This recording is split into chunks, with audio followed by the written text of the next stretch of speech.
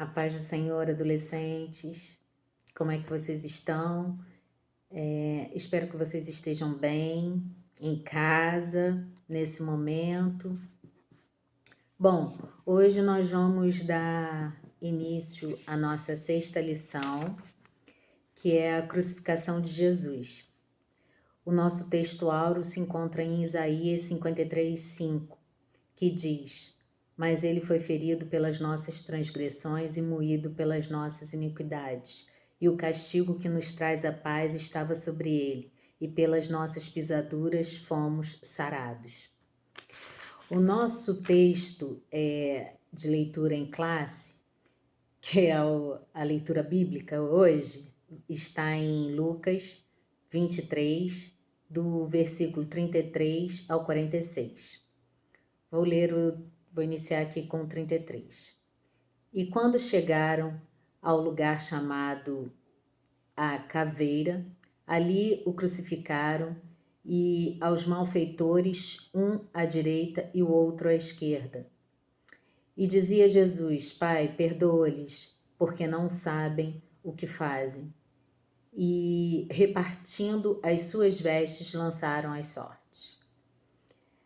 E o povo estava olhando, e também os príncipes zombavam dele, dizendo aos outros: Salvou, salve-me a si mesmo, e se este é o Cristo, o escolhido de Deus.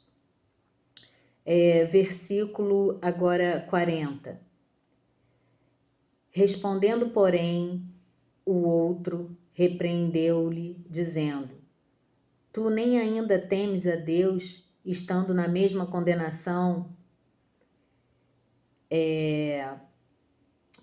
Versículo 41. E nós, na verdade, com justiça, porque recebemos o que os nossos feitos mereciam. Mas este nenhum mal fez, ou seja, o ladrão da cruz, dizendo para o outro ladrão, ele não fez nada, ele não merecia estar aqui, crucificado como nós. Versículo 44. E era já quase a hora sexta, ou seja, meio-dia.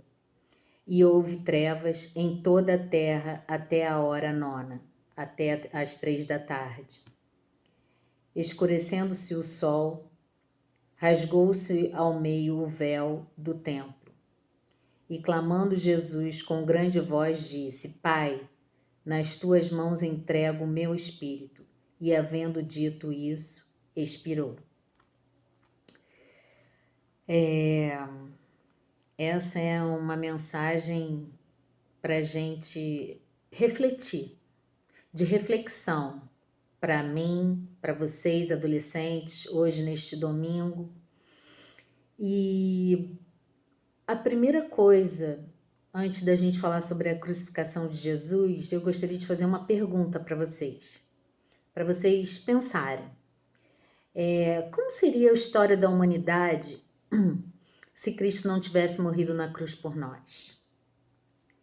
Vocês já pensaram para refletir como seria isso? Eu acredito que a morte de Cristo foi um divisor de águas para toda a humanidade. E não só eu acredito, mas a palavra, ela testifica isso. E não está sendo diferente agora aqui nesse estudo. Então, Cristo morreu na cruz sem ter um pecado.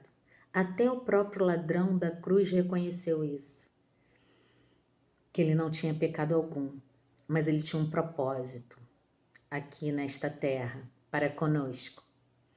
Ele tinha que nos salvar das nossas iniquidades, dos nossos pecados, das nossas atitudes erradas. Amém? Bom, e uma outra pergunta agora para você, adolescente. Como você reagiria se soubesse que teria apenas 5 dias de vida antes da sua morte? Nesses 5 dias que antecedem a sua morte, você sabendo o dia, hora, né, e local, como você iria morrer. como é que você reagiria? Bom, alguns eu acho que aproveitaria de tudo, faria de tudo, iria querer experimentar tudo nesse mundo que não tinha feito ainda.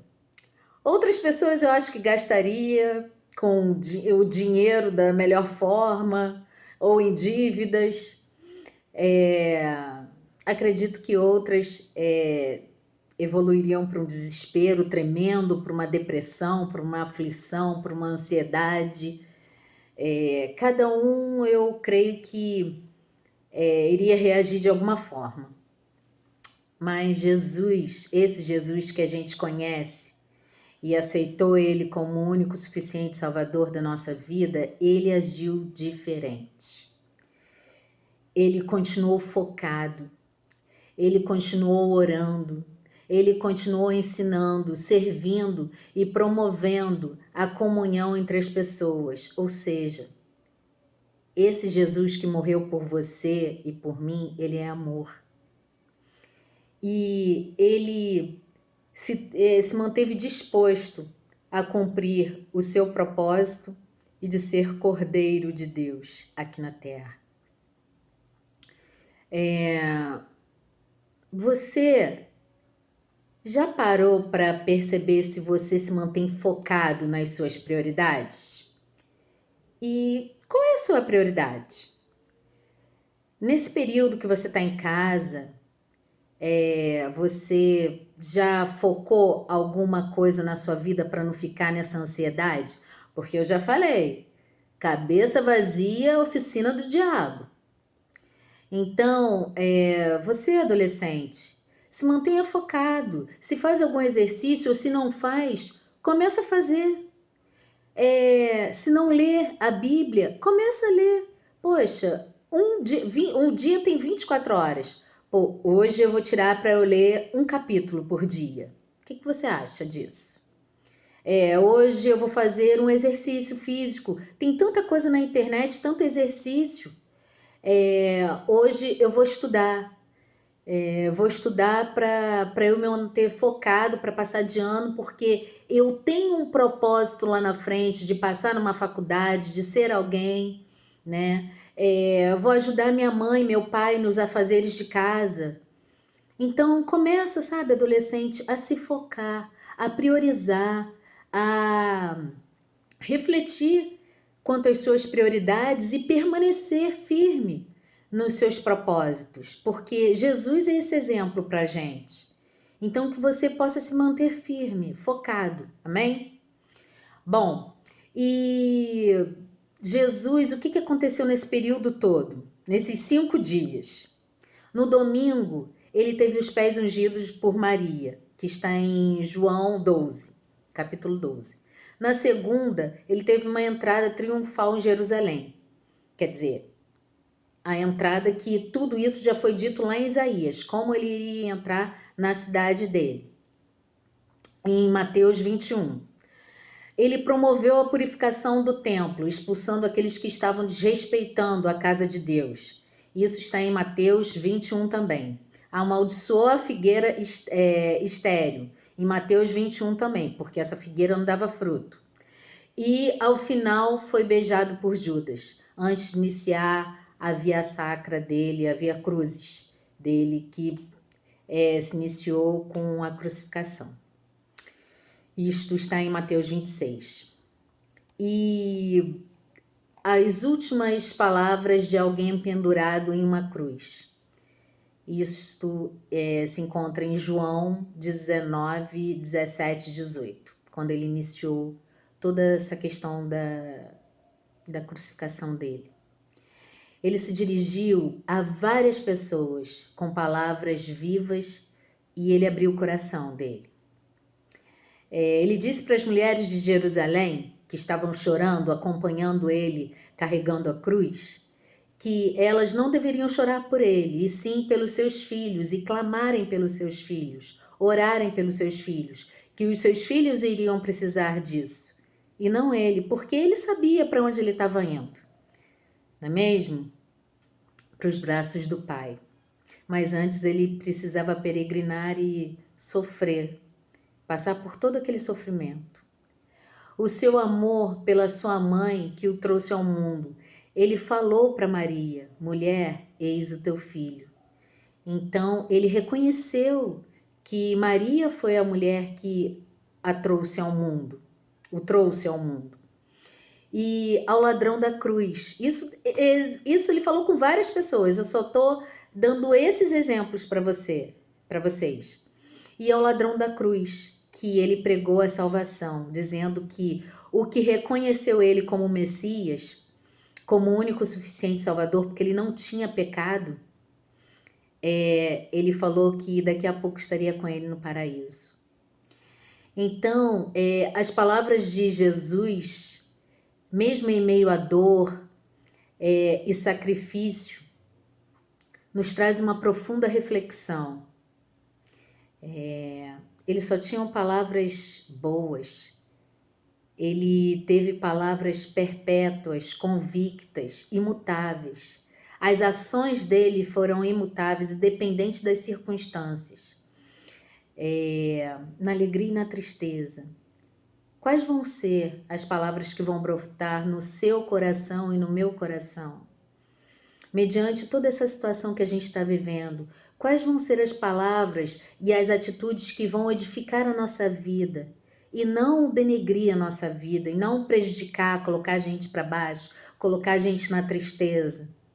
Então, essas palavras hoje de Jesus que possam ficar no seu coração. Amém? E pelas suas pisaduras fomos sarados. Isto está em Isaías 53, como eu já li para vocês, no texto áureo. Nós fomos curados pelas suas feridas, porque nós fomos libertos do pecado. Nós sabemos que Jesus não tinha pecado, mas Deus enviou ele para esse propósito aqui na terra, porque nós estávamos vivendo numa iniquidade, num pecado, numa terra sem lei tão grande. Isso não nos difere no Velho Testamento, no que está acontecendo hoje nas nossas vidas. Tudo pode, tudo é livre, nada a ver, não é mesmo? A gente escuta isso muito aí fora, vocês na escola, com os seus vizinhos, eu na minha família, aquela, entre aspas, o nada a ver, e o certo começa a se tornar o errado. E Deus está pesando a mão dele. Que nós possamos ter essa reflexão, eu e você, essa palavra falou muito comigo, que eu e você possamos estar voltados para Deus e agindo como ele agiria. Não como o mundo age, não, mas como ele agiria. É no amor. E Cristo é o Cordeiro de Deus que desceu do céu. Foi morto pelos nossos pecados. Ele não tinha pecado. Basta os homens aceitá-lo como o único e suficiente Salvador da vida deles. Isso está em Apocalipse 5:12. E em Apocalipse vem dizendo que cantavam em alta voz: digno é o Cordeiro, nós, quando estivermos com ele, digno é o Cordeiro que foi morto de receber poder, riqueza, sabedoria, força, honra, glória e louvor. Aleluia! Aleluia pelo aquele que nos deu a vida, que é vida em nós. Aleluia! Glória a Deus por isso. E que por enquanto nós estamos com o Espírito dele dentro de nós e que permaneçamos firmes, convictos que não há outro caminho a não ser Jesus. E que nós possamos propagar esse evangelho da cruz, anunciando o evangelho a toda e qualquer criatura. Amém, adolescentes? Saudades de vocês e que vocês possam falar comigo também agora no grupo, tá bom? Um grande beijo, fique na paz do Senhor. Tchau.